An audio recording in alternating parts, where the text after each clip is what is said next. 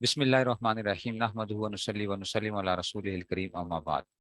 اب آ گیا بچوں، کن چیزوں پر تیمم ناجائز ہے؟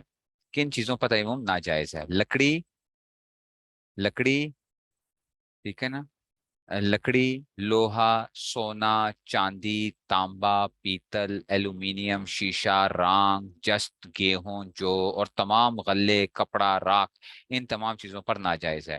یوں سمجھو کہ جو چیزیں آگ میں پگھل جاتی ہیں یا جل کر راکھ ہو جاتی ہیں ان پر تیمم ناجائز ہے۔ اچھا، بس یہ یاد رکھو، جو چیزیں آگ میں جلتی ہیں نا وہ اس پہ تیمم جائز نہیں ہوتا۔ اچھا، مٹی نہیں جلتی، پتھر نہیں جلتا، ٹھیک ہے نا، مٹی نہیں جلتی، پتھر نہیں جلتا، تو یہ کیا ہو جاتے ہیں اس میں سے، یہ ساری چیزیں جو پتھر جو نہیں جلیں گی اس پہ وہ ہو جائے گا، اور یہ جو ہے نا اس میں سے یہ بھی کیا ہوتے ہیں، یہ بھی اس میں سے آ جاتے ہیں جناب، یہ آپ کے کیا ہیں، میٹلز کی وہ ہیں، ٹھیک ہے نا، رانگ، جست وغیرہ جو ہیں یہ سارے کے سارے، ٹھیک ہے نا، یہ سارے اس میں سے آ جائیں گے، ٹھیک ہو گیا؟ تو یہ پورے کے پورے وہ آ جائیں گے آپ کے پاس، وہ میٹلز جو کیا ہو جاتے ہیں، جل جاتے ہیں، اس میں سے وہ کیا ہوگا، ان کی وہ جائز نہیں ہوگی۔ نہیں سمجھیے بات کو، ٹھیک ہے نا؟ تو یہ آ گیا جناب اس میں سے، ٹھیک ہو گیا؟ تو یہ اس میں سے برتن ہوتے ہیں نا، رانگ کے برتن ہیں، جست کے برتن جو ہے نا، یہ برتن ہوتے ہیں آپ کے پاس جو ہے نا،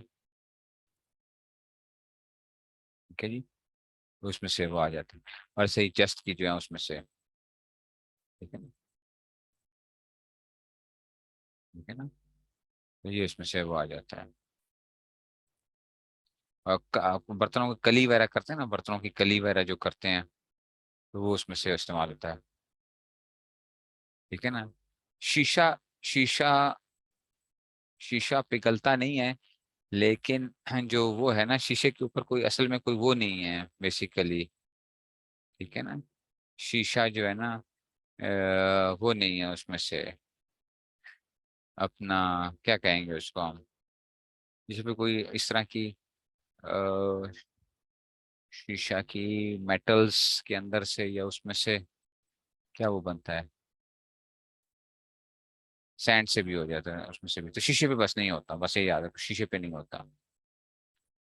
اچھا جی، سوال، پتھر، ٹھیک ہے نا، پتھر یا چونے یا اینٹ کی دیوار پر غبار نہ تیمم جائز ہوگا یا نہیں؟ جن چیزوں پر ہم نے تیمم جائز بتایا ان پر غبار ہونے کی شرط نہیں ہے، پتھر پہ غبار نہ بھی ہو جائز ہے، چونے پر، چونا جو ہوتا ہے اس پہ غبار نہیں بھی ہے تب بھی جائز ہے، ٹھیک ہے نا، چونا جو ہے، یا اینٹوں کی دیوار، جو کچی اینٹوں کی دیوار ہے وہ بھی اس پہ تیمم جائز ہوگا۔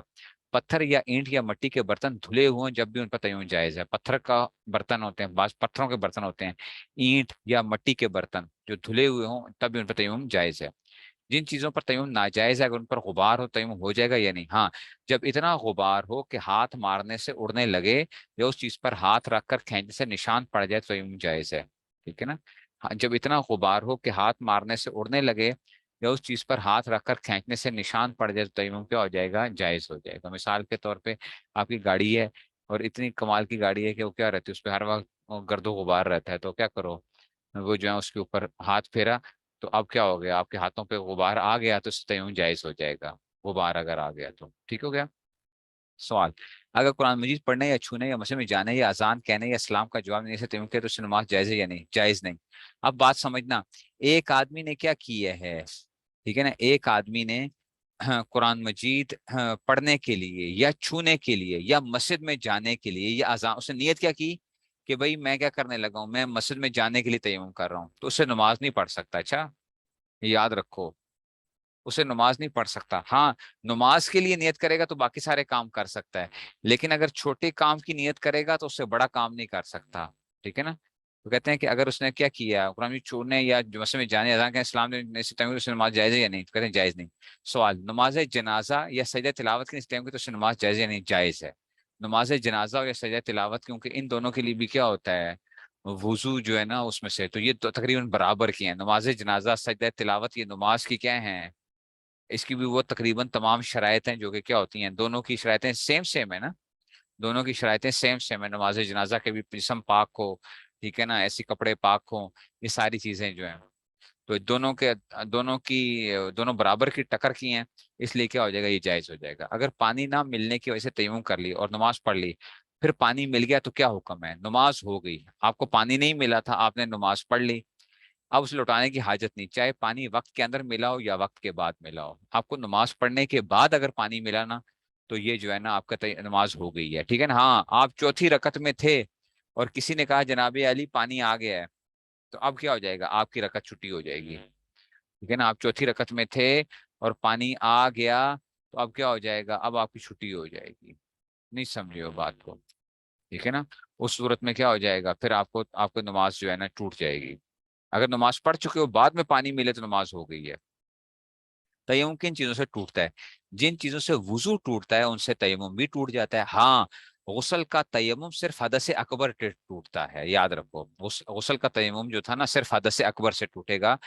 ٹھیک ہے نا. اور اگر پانی نہ ملنے سے تیمم کیا تھا تو تیمم پانی پر قدرت حاصل ہونے سے بھی ٹوٹ جاتا ہے. ایسے ہی اگر آپ کو پانی پر قدرت ہو گئی نا، پانی آپ کو مل گیا اور قدرت حاصل ہے آپ کو، تو اب اس سے بھی آپ کا تیمم ٹوٹ جائے گا. مثال کے طور پہ آپ نے نماز پڑھ لی، فجر کی نماز آپ نے تیمم سے پڑھی تھی، ابھی تک آپ کا تیمم باقی ہے، اور ابھی آپ نے پانی دیکھ لیا، آپ کو پانی نظر آ گیا اور آپ پانی استعمال کرنے پہ قادر ہو، تو آپ کو جو تیمم فجر کے وقت کیا تھا نا وہ اب ٹوٹ گیا ہے.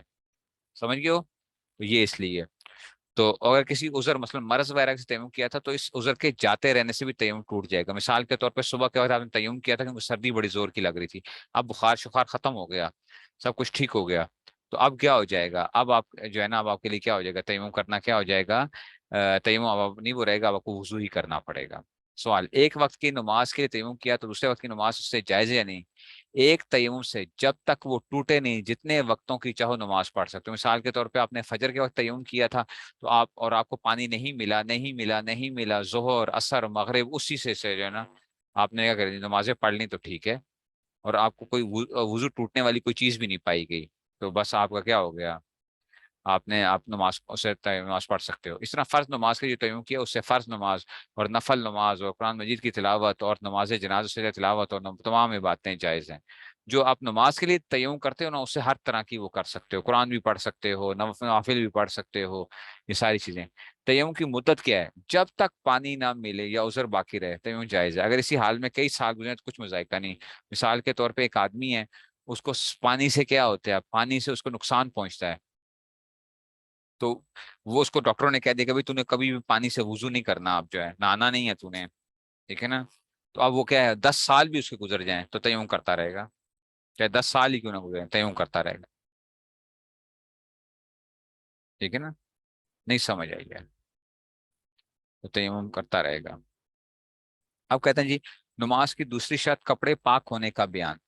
کپڑوں کے پاک ہونے سے کیا مراد ہے؟ جواب: جو کپڑے نماز پڑھنے والے کے بدن پر ہوں، جیسے کرتا، پائجامہ، ٹوپی، امامہ، اچکن وغیرہ، ان سب کا پاک ہونا ضروری ہے. یعنی جو آپ کپڑے پہنتے ہو نا نماز پڑھنے والے کے بدن پر ہوتے ہیں، اس میں سب سے آپ نے دوپٹہ ہے، آپ خواتین کے لیے دوپٹہ شپٹہ جو ہے چادر شادر وہ سارے پاک ہونے چاہیے. یعنی ان میں سے کسی پر نجاست غلیظہ کا 1 درہم سے زیادہ نہ ہونا. نجاست غلیظہ ہم نے پڑھا تھا 1 درہم سے زیادہ نہ ہونا. اور نجاست خفیفہ کا چوتھائی کپڑے تک نہ پہنچنا. نجاست خفیفہ بھی پڑھی تھی نا، اور چوتھائی کپڑے تک میں نے آپ کو کہا تھا کہ چوتھائی کپڑے سے کم کم کے اوپر کیا ہو جائے گا؟ وہ آپ کی نماز ہو جاتی ہے. یاد ہے نا نجاست غلیظہ اور نجاست خفیفہ؟ ٹھیک ہے. تو چوتھائی کپڑے سے کم ہوگی تو اس وقت تک نماز آپ کی ہو جاتی ہے، اور اگر نجاست غلیظہ ہے تو 1 درہم سے کم ہوگی تو نماز ہو جائے گی. نماز جائز ہونے کے لیے شرط ہے. پس اگر نجاست غلیظہ 1 درہم یا اس سے کم اور نجاست خفیفہ چوتھائی کپڑے جیسے کم لگے تو نماز ہو جائے گی، لیکن مکروہ ہوگی. مکروہ ہوتی ہے نماز، یہ یاد رکھو. اچھا مثال کے طور پہ بھینس نے پیشاب کیا تو بھینس کا پیشاب کیا ہے؟ نجاست خفیفہ ہے. پڑھا تھا نا ہم نے حلال جانوروں کا پیشاب کیا ہوتا ہے؟ نجاست خفیفہ ہے. تو آپ کے شلوار پہ لگ گیا تھا لیکن چوتھائی شلوار سے کم تھا، چوتھائی شلوار سے کیا تھا؟ کم تھا. تو آپ کی نماز ہو جائے گی لیکن مکروہ ہوگی. سوال: اگر امامہ کا ایک کنارہ ناپاک ہے، ٹھیک ہے نا، اگر امامہ کا ایک کنارہ ناپاک ہے، نماز پڑھنے والے نے اس کنارے کو الگ کر دیا، دوسرے کنارے سے آدھا امامہ باندھ لیا، تو نماز ہو جائے گی کہ نہیں ہو جائے گی؟ ٹھیک ہے نا. اگر امامے کا ایک کنارہ ناپاک ہے مگر نماز پڑھنے والے نے مثال کے طور پہ دیکھے نا امامے کے اندر کیا ہوتا ہے، لاسٹ بات یہ کی ہے بچوں کے، دیکھو اگر کپڑے پہ کیا تھا، مثال کے طور پہ بھینس کی پیشاب کے چھینٹے پڑ گئے آپ کی شلوار کے اوپر، اس نے پیشاب کیا، چھینٹے پڑ گئے آپ کے، تو اگر وہ چھینٹے کیا ہوں چوتھائی کپڑے سے کم ہو آپ کے اس شلوار کے، ٹھیک ہے نا، چوتھائی شلوار سے کم اگر وہ چھینٹے سب کو ایڈ کر کے، تو اگر آپ نماز پڑھ لو گے نماز ہو جائے گی لیکن مکروہ ہوگی کہ جو ہے اچھا نہیں ہے، آپ کو وہ کرنا احتیاط کرنی چاہیے تھی، لیکن نماز ہو جائے گی. ہاں اگر چوتھائی سے زیادہ لگ جائے گی تو پھر کیا ہوگا، نماز ہی نہیں ہوگی. تو امامے کا ایک کنارہ ناپاک ہے، مگر نماز پڑھنا اس کنارے کو الگ کر دیا، دوسرے کنارے سے امامہ آدھا باندھ لیا تو نماز ہو جائے گی یا نہیں. جو کپڑا نمازی کے بدن سے ایسا تعلق رکھتا ہو کہ اس کے حرکت کرنے سے وہ بھی حرکت کرے، ایسے کپڑے کا پاک ہونا شرط ہے. بس اس صورت میں نماز نہ ہوگی، کیونکہ نمازی کے ہلنے سے امامہ ضرور ہلے گا، نمازی ہلے گا. تو اس کی مثال امامے کی بجائے آپ کو میں، آپ لوگوں کی چادر ہے، بڑی چادر ہے، سر سے لے کر پاؤں تک کیا آ گئی ہے، وہ بڑی چادر آ گئی ہے آپ کی. اور چادر کا ایک کونا کیا تھا، گندا تھا. چادر کا ایک کونا گندا تھا، ٹھیک ہے نا، اور آپ باقی ساری چادر کیا ہے، پاک ہے.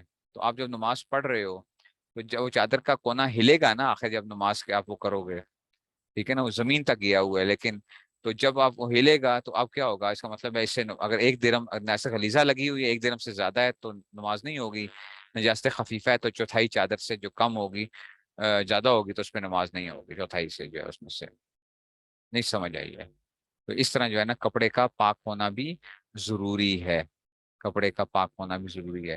پھر آئے گا جی نماز کی تیسری شرط آئے گی جگہ پاک ہونے کا بیان. جو ہے تیسری جگہ کیا آئے گی، جگہ سے پاک ہونے کا کیا مراد ہے.